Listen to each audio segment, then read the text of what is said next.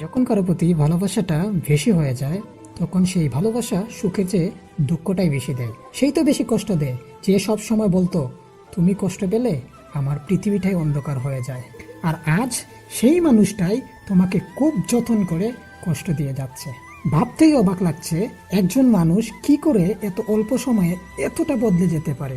তবে হ্যাঁ, কাউকে কষ্ট দিলে তোমাকেও সেই কষ্ট পেতে হবে, 2 দিন আগে আর 2 দিন পরে, ব্যবধান শুধু এইটুকুই। কিন্তু শত কষ্ট পেছনে ফেলে একসাথে থাকাটাই অনেক কঠিন। পৃথিবীর প্রত্যেকটা প্রেমিক প্রেমিকের উদ্দেশ্যে বলছি, নিজের ভালোবাসাকে কখনো অন্য কারোর সাথে তুলনা করবেন না, কারণ পৃথিবীর প্রত্যেকটা মানুষ একজন থেকে আরেকজন আলাদা।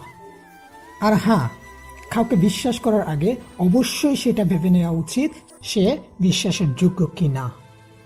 ভালোবাসা মানে শুধু হাত ধরে ড্যাং ড্যাং করে হাঁটা না। ভালোবাসা মানে ভালোবাসার মানুষটাকে সব কিছু থেকে আগলে রাখা। ভালোবাসা মানে শুধু আকর্ষণ না, ভালোবাসা মানে 1000 মাইল দূরে থেকেও খুব কাছে থাকা। তবে হ্যাঁ, কেউ কারোর জন্য মরে যায় না, সবাই ঠিক বেঁচে যায়।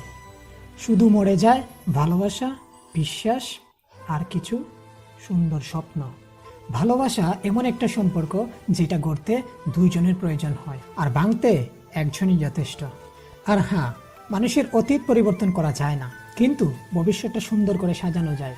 ভালোবাসা যা দেয় তার থেকে বেশি কেড়ে নেয়।